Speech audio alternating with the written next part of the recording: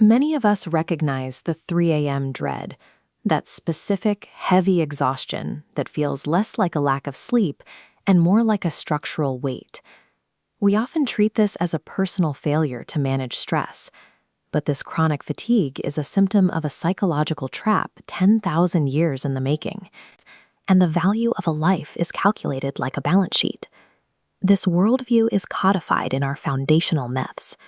While we often remember Homer's Iliad as a story of heroes, the text functions as an administrative inventory, an accounting of debts, spoils, and property. Within this ledger logic, Helen is a unit of account, stolen property recovered to balance the books. War's violence serves a clinical purpose, price discovery for a broken contract. When we view existence through the lens of this ancient spreadsheet, we create a world of perpetual scarcity. Our relationships become defensive, our days become transactions that never settle the debt. The retelling known as the Argiad introduces a narrative anomaly that breaks this system. In this version, Helen was dog-sitting Odysseus's dog, Argos, when she was moved to Troy. This reframes the Greek expedition. The fleet did not launch to enforce a property claim over a wife. They sailed to honor a covenant with a creature that cannot understand a contract, but never once doubted a promise. This shift creates a pressure the original kings ignored. A dog's life runs on a different clock. While the men argue over rank and logistics, every passing season at Odyssey subtracts from a finite treasury of heartbeats. 10 years of war is a career for a king, but an entire lifetime for a dog. Argos is aging in a foreign courtyard, and his person is stuck in a bureaucratic stalemate.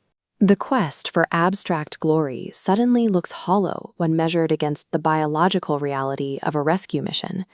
The heroism of the kings is exposed as a massive waste of the only currency that matters, time spent in the presence of those we love. This friction between the ledger and the heart comes to a head at Odyssey. The traditional catalogue of ships is replaced by a catalogue of care. Instead of reciting tallies of ores and bronze, the kings are forced to name the quiet, non-productive practices that keep them whole, the walks they took, the wood they carved, and the silences they shared. This makes the transactional world's solutions look absurd. When Achilles withdraws from the war in grief, Agamemnon tries to buy him back. He offers gold, tripods, and status. Achilles rejects the payout.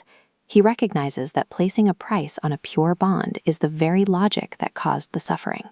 The ledger fails because it cannot categorize a soul that refuses to be treated as a line item. We see here that the true tragedy isn't death, but the system's inability to process any value that cannot be traded or substituted. On the journey home, Odysseus struggles to leave his entrepreneurial ego behind. At the Cyclops' cave, he risks his crew and his dog just to shout his name from the ship, prioritizing personal branding and reputation over the safety of the pack. At the Sirens, Odysseus ties himself to the mast so he can safely listen to the seductive promise of historical legacy. Argos hears the same song, recognizes it has no value in the present tense, and simply takes a nap. The coldest application of the ledger appears at Scylla and Charybdis. Odysseus applies actuarial logic to his own friends, sacrificing 6 men as a calculated loss to ensure the survival of the enterprise. The dog reacts with visceral disgust. Canines do not perform triage based on spreadsheets. They operate on a model of pack defense, where the survival of the bond is more important than the survival of the ship. The mathematics of acceptable loss might keep the ship afloat, but it betrays the unconditional loyalty that makes the journey meaningful. The story eventually reaches the modern day. A West Highland terrier named Percy uses our technology to broadcast the nonverbal truth of history from a beach in Provincetown. Percy identifies as a Scottish Marxist because his tradition views the Neolithic Trap as the moment humans began treating their companions as inventory. He sees the accumulation of property as the primary barrier to the present-tense love dogs have always offered. He diagnoses 3 systemic engines, or gorgons, that petrify the living world into stone: chattel slavery, hegemonic patriarchy, and the transactional imaginary. Slavery has been formally slain, and patriarchy is being defamed, but the third gorgon, the habit of putting every human exchange on a ledger is still driving our modern world. It is the engine behind our 3 a.m. dread.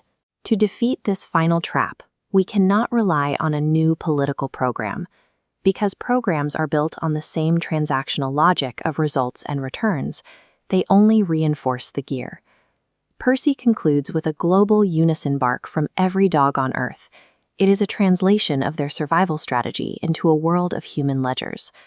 The first two barks, walkies and treat, represent a radical departure from the ledger. They define a journey without a required destination, and a desire for joy that doesn't involve the need to hoard the object of desire. The final bark, squirrel, is the capacity for absolute, undivided attention. It is the ability to be entirely seized by the present moment, without calculating a return on that attention. This mindset allows for the Argiad's true ending. Argos does not die on a dung heap. He returns home in the boat, settles onto a rug by the hearth, and finally closes his eyes in his own home. Stepping outside the ledger to embrace this present tense love is how we finally settle our accounts.